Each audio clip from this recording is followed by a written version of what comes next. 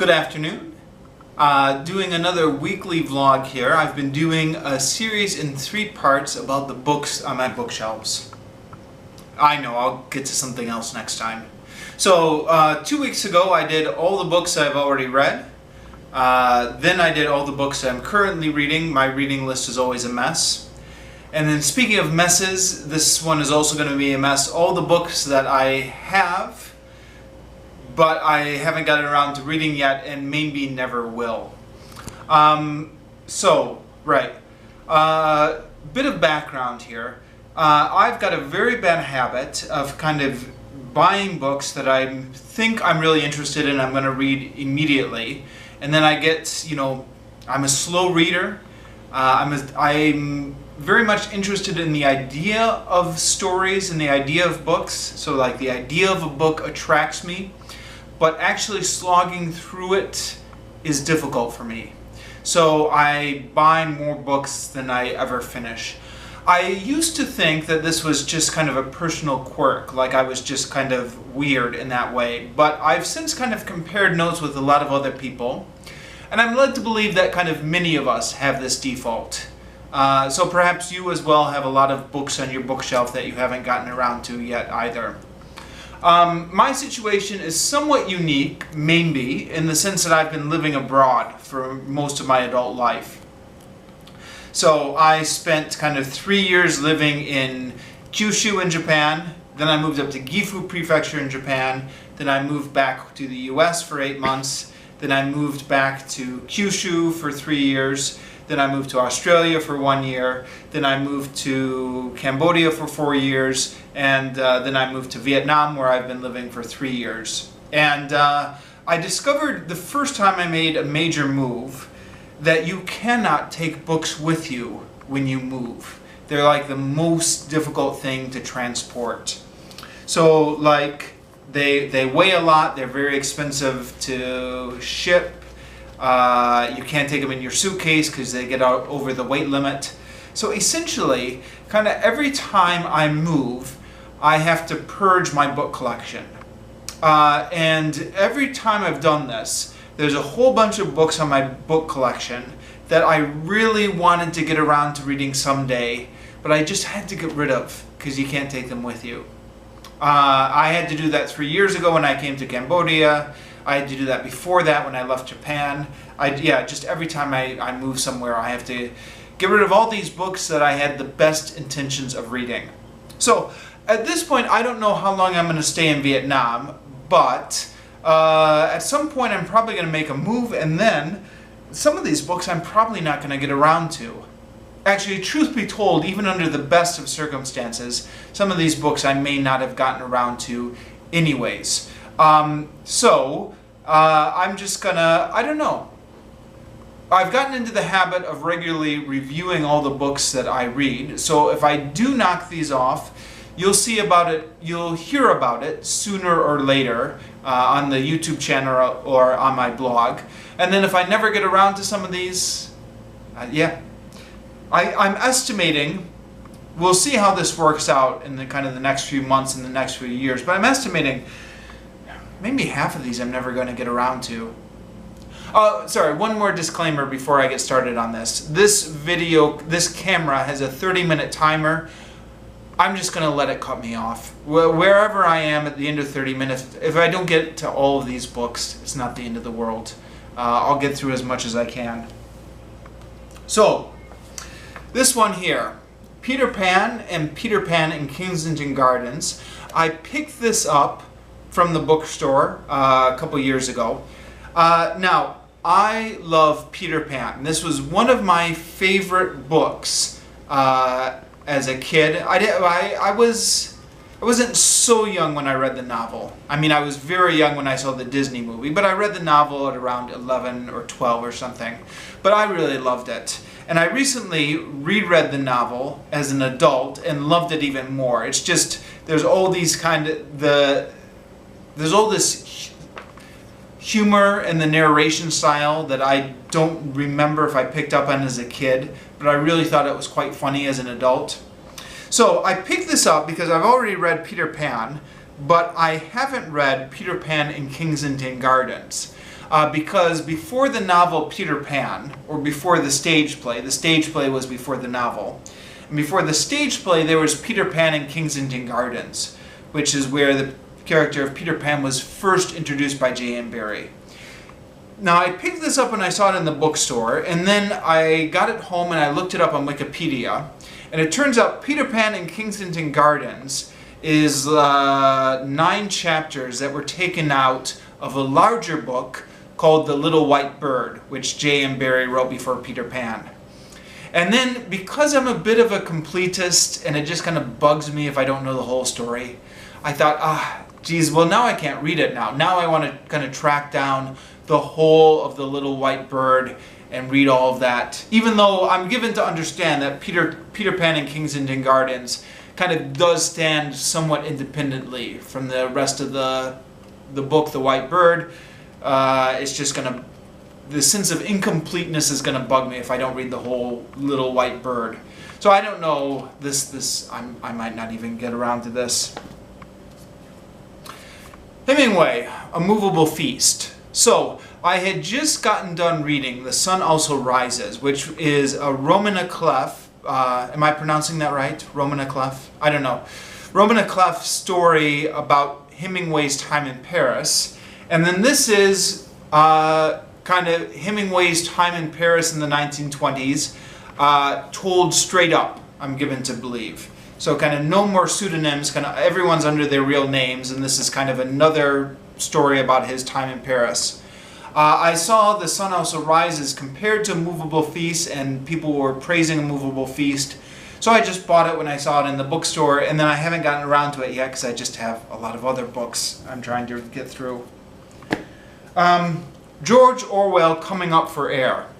It's a funny thing, George Orwell. Like, in Phnom Penh, you can find lots of George Orwell books in bookstores that cater to expats. In Vietnam, it's almost impossible to find. And I suspect the reason may be political, although I'm not 100% sure. But I found this at a used bookstore, used book sale in Saigon, and I just snatched it up. I really love George Orwell. I've read a number of his books so far, and I'd like to get around to reading all of them eventually, although it's one of those things, I'm almost a little bit scared to read the last George Orwell book because I just enjoy his writing so much I kind of want to savor it a bit. But this is definitely on the reading list sometime. The particular copy I got at the used book sale is a bit... it's got like all these brown dots on it. I don't know what this is. It's not a very clean book. So if I don't read this particular copy and a couple years later I get a nicer, cleaner copy, no worries. Or maybe I'll read this copy. I don't know. Okay. Eric Hobsbawm, The Age of Capital. By the way, am I pronouncing that right? Hobsbawm? Hobsbawm? I don't know. So Eric Hobsbawm, he died a few years ago. He's a famous British historian who wrote in the 19th century. And he's got a famous trilogy, I guess famous in history circles, like if you're into history, about the 19th century with kind of like one bonus book added, which is the beginning of the 20th century. And I read the first book in this trilogy, The Age of Revolution, and I had a love-hate relationship with it. I found the ideas fascinating, but I found Eric Hobsbawm's overly academic prose to be so thick, it was just a struggle to get through. And so then I thought, okay, I'm done. I'm done with Eric Hobsbawm. I read kind of one of his books. But I was talking to a friend who really loved Eric Hobsbawm, and the thing that got me is this guy wasn't even a history major. Like, I was a history major in university. And I thought, well, geez, if this guy can read it, then I should really go back and read it. So I picked up the second book. They were selling these in Phnom Penh, and I got a few pages into it, and then, I don't know, it's just such slow going. I really do kind of struggle with this, but I do have this ambition to read kind of the whole trilogy someday, even though it's not easy going. Okay, what else do I have here? So speaking of things that I just want to read someday, this has been on my reading list forever. The Histories by Herodotus. I was holding off for a while because I've been told you don't want to attempt this book unless you get an edition with maps in it, lots of maps. And I had trouble tracking that down, especially kind of out here in Vietnam. But the last time I was out in the States, Tom Holland has a new translation out. I really enjoyed Tom Holland's book, Rubicon, so I thought I'd kind of give it a go. There's not so many maps here, but I think I'm going to give this a try once my reading list clears up a bit. At the moment, I'm just reading too many things. But it's, yeah, I started off in university as a classics major before I switched to general history. I still maintain a bit of a fascination with the ancient Greek and Roman world, and I'm somewhat embarrassed by how few of the actual Greek histories I've actually read. In fact, I don't think I've read any of them. I've read some of the Roman histories, but I don't think I've read any of the Greek histories. I haven't read Herodotus, I haven't read Thucydides.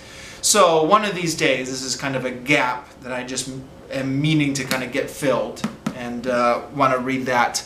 I'm also interested in it. I was reading, some historical fiction about Alexander the Great. Alexander the Great, of course, is well after the time of Herodotus, but it got me interested in that kind of whole Greek world again. Sugar Street, the third book in the Cairo trilogy. I will get to this one. I'm currently reading the second book in the Cairo trilogy, so this one's next.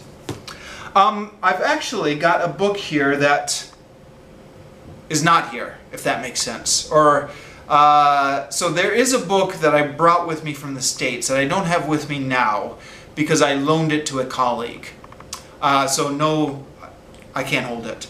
It's called The Linguistic Wars. My sister recommended it to me. She studied linguistics, like properly studied it in university. I've been kind of trying to come at it sideways because I've been involved as an English teacher for years, and I'm trying to kind of become more professional and learn about linguistics. So I was reading this book on Chomsky's Universal Grammar, which I'm still not done with. We were talking about some of the controversies, and she recommended The Linguistic Wars, which apparently is about the arguing in the field of linguistics during the 60s and 70s, kind of arguing over Chomsky's theories. I was able to track down a copy. I had it special ordered from the bookstore, and I just haven't gotten around to it yet, and I want to finish this book first so that I understand what the theory is before I read about the controversy around it. I don't know. I would really love to get around to that book someday. One of my co-workers studied linguistics and has ambitions to kind of do his master's and PhD in it. He was the same co-worker who loaned me the book The Language Myth, which I reviewed a couple months ago. And while I was reading The Language Myth, I said, listen, I'm not going to get around to this anytime soon. I would like this back eventually, but you can read it in the meantime. So it's with him. I special ordered The Linguistic Wars from the bookstore, and they overcharged me for it, accidentally. And because they overcharged me, they gave me some store credit. So I picked up another book on linguistics, The Power of Babel, by John McWhorter. I've never read anything by John McWhorter, but he's one of those talking heads who shows up on TV a lot and on the internet a lot. And I think this is, I don't really know what this book is about, but it looks like it's written for a general audience and would be useful in studying linguistics. Okay, which one to get to next? Robert Graves' Claudius the God. So, I read I, Claudius way back when I was in high school, and I really loved it. And this was back in the 90s, so like it was a lot harder to track down books back then than it is now. My school library had I, Claudius. It did not have Claudius the God. In fact, I didn't even know Claudius the God existed for kind of some time afterwards. And it's been kind of one of those books I've been meaning to get around to ever since, because I really did like I, Claudius. I was in Phnom Penh, and they had I, Claudius and Claudius the God in the bookstore. And I grabbed Claudius the God. And now I'm kicking myself a little bit that I didn't pick up I, Claudius at the same time. I didn't buy I, Claudius because I had already read it back in high school. But high school was a long time ago now. Like, I'm getting old. High school was like over 20 years ago now. So I think what I really should have done is reread I, Claudius, even though I feel like I remember it pretty well. I don't know, maybe I can track down a copy of I, Claudius on the internet or something, and then go on to Claudius the God. I really like historical fiction. It's a very kind of nice way to learn history. Sometimes I don't have the patience for a hard history book like Herodotus, but I've learned a lot of my history of the ancient world through historical fiction like I, Claudius, and kind of other books. Okay, The Handmaid's Tale. Everyone's been recommending this book to me for years. My parents had a copy with them when they came out to visit me in Saigon, and I hope to get around to this sometime. I really don't even know that much about this book, and I don't want to. Like, I don't want it to be too spoiled. All I know is that it's supposed to be good. And I know there's a TV series going on now. I haven't seen anything about it. Hell's Angels by Hunter S. Thompson. This is kind of one of those books I picked up only because a friend of mine was getting rid of all of her books when she left Saigon. I've heard about this book before. I forget where I've heard about it. I think it popped up on various documentaries I've watched on the Hell's Angels.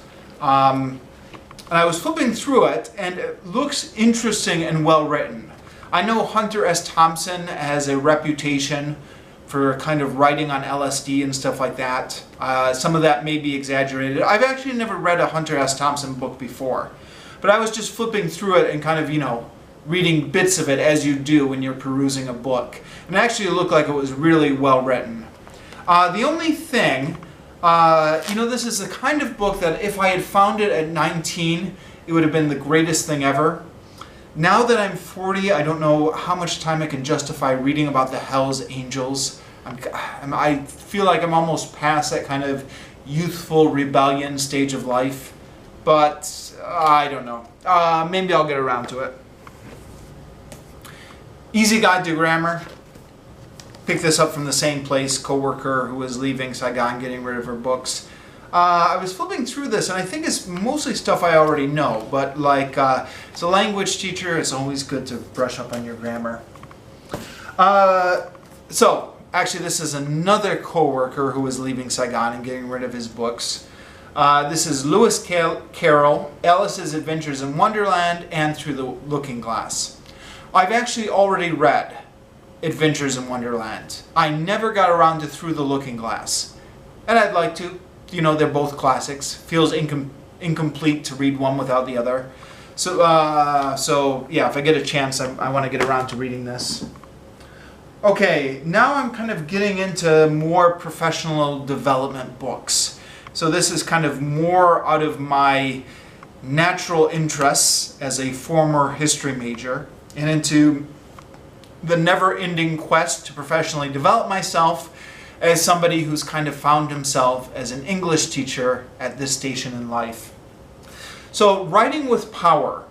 This book was not designed, so far as I understand, I've not read it, was not designed as a English as a second language book. It was designed to kind of increase the writing power of native speakers. But I had a coworker who used the ideas from this book when he was teaching English for academic purposes. And he recommended it to me, and then when he left Phnom Penh, he gave it to me. Because, we all have to get rid of our book collection every time we leave.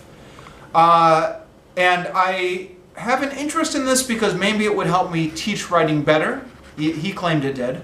Also, to the extent that I dabble in writing, maybe I could pick up some tips from this. But yeah, I haven't gotten around to it yet.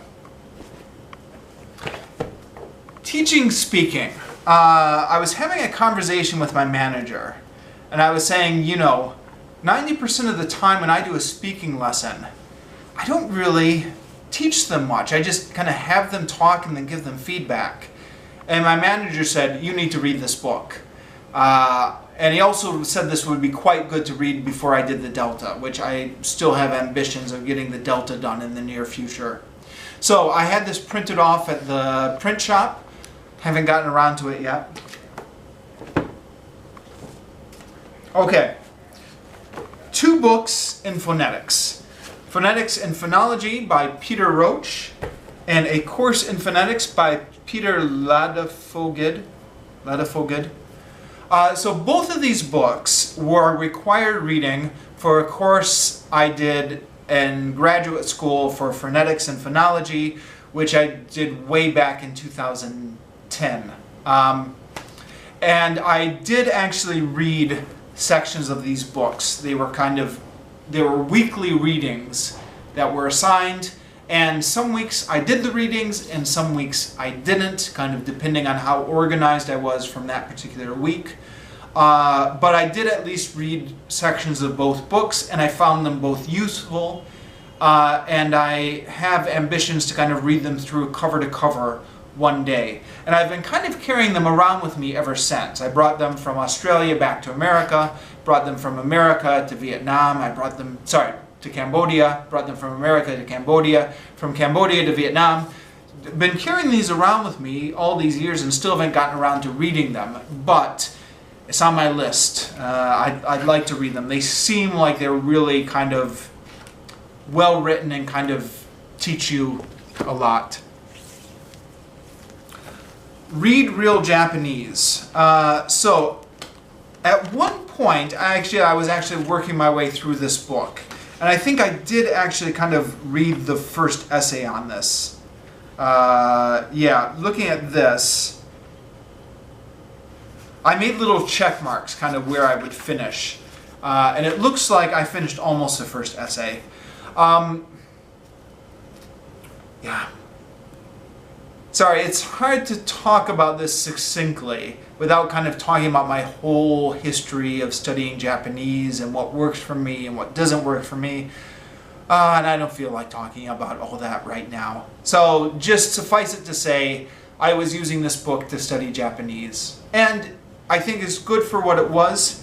It's got the authentic text in Japanese, like real Japanese by real Japanese authors. Murakami Haruki, Banana Yoshimoto, Junko Sakai, people you might recognize and maybe some people you wouldn't. And it's got the Japanese on one side and kind of a phrase-by-phrase translation and explanation on the other side, which is really good, although, and then every word is defined in the back. So kind of all the resources you need. The problem I had with this book is a problem I have with a lot of textbooks. I just found it so hard to concentrate on the Japanese when the English translation was right over here. I would just kind of go over and look at the English translation. The last time I was actively studying this book was back in 2010, I think, so about 8 years ago. And at this point, I think maybe I've been kind of carrying this around with me, kind of thinking I'd get back into it. But at this point, I'm not sure I'm going to get back into studying Japanese, especially since I don't really have any plans to go back to Japan. Yeah, I don't know. So this is kind of half read, may read in the future. I don't know what I'm doing with this book. I do actually have more books laying around the apartment. Maybe I should have grabbed those. But all the other books are just kind of books I grabbed because my school is going to throw them away. And I thought, oh, these might be good for professional development. And I think some of them would be. But I don't particularly have any special interest in them, so no point in me talking about them. Okay, I'm going to stop here.